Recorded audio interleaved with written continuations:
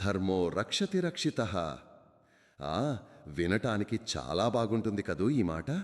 వేల సంవత్సరాలుగా మనం వింటున్న ఒక గొప్ప నీతి సూత్రమిది. కానీ అసలు ఈ ధర్మాన్ని ఎవరు రక్షించాలి? ఎవరు రక్షించటం లేదు? ఒకవేళ రక్షించేవాళ్లు బాగున్నారా?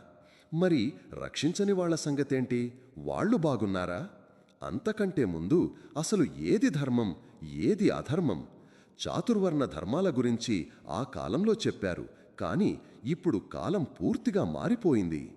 ఒకప్పుడు బ్రాహ్మణ, క్షత్రియ, వైశ్య ఈ త్రైవర్ణ ధర్మాలు ఏవి, శూద్ర ధర్మాలు ఏవి? ఇవి రక్షించబడాలి అన్నారు. సరే, బ్రాహ్మణ ధర్మమేది? వాళ్ళు గుడిని నమ్మారు. నేటికి గుడితోనే ఉన్నారు. అక్కడ ధర్మరక్షణ జరుగుతోంది అనుకుందాం. మరి క్షత్రియ ధర్మం, రాజ్యభారం, సుజన రక్షణ, ఇప్పుడు మనల్ని పాలించేవాళ్లు ఎవరు? ఆనాటి ధర్మమే ఇక్కడ పూర్తిగా మారిపోయింది. వైశ్యుల ధర్మమేది? వ్యవసాయం చెయ్యటం. అది ఆనాటి వాళ్ల ధర్మం. ఇప్పుడు ఆ ధర్మం కూడా మారింది. ఇక శూద్రధర్మం, త్రైవర్ణాలను సేవించటం. చెప్పండి, అది ఇప్పుడు సాధ్యమవుతుందా? ఇక్కడ కూడా ధర్మం మారిపోయింది. చూశారా? ఇలా మారుతుంది కాబట్టే ధర్మాన్ని చరా అన్నారు. అంటే కదిలేది, మారేది అని. నేటి మన ధర్మం ఆనాటి చాతుర్వర్ణ ధర్మం కాదు. నేడు మనమంతా ఆచరించాల్సింది ప్రజాస్వామ్య ధర్మం.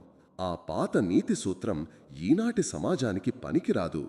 ఈ ప్రజాస్వామ్య సూత్రాలతో మనం కొత్తగా రాసుకున్నదే మన భారత రాజ్యాంగం. కానీ ఈరోజు అదే రాజ్యాంగాన్ని ఉల్లంఘించి కొందరు మనువాద ఫాసిస్టులు వీరంగమాడుతున్నారు. వాళ్లే అసలైన ధర్మాన్ని చెడగొట్టారు. కంచే చేను మేస్తున్నట్టుగా ఉంది పరిస్థితి. ఈ మనువాద, ఫాసిస్టు కార్పొరేట్ అధర్మ పాలన నుంచి మన దేశాన్ని కాపాడుకోవలసిన బాధ్యత మనందరిపైన ఉంది. రండి, దేశాన్ని కాపాడుదాం. వాళ్ళు చెప్పిన ధర్మాన్ని వాళ్లే తుంగలో తొక్కారు. ఒక్కటి గుర్తుపెట్టుకోండి, ధర్మం అనేది ఎప్పుడూ కాలానుగుణంగా మారుతూ ఉంటుంది. అప్పుడు ధర్మో రక్షతి రక్షితః. ఇలాంటి మరిన్ని ఆలోచింపజేసే వీడియోల కోసం దయచేసి మా ఛానల్కు సబ్స్క్రైబ్ చేసుకోండి.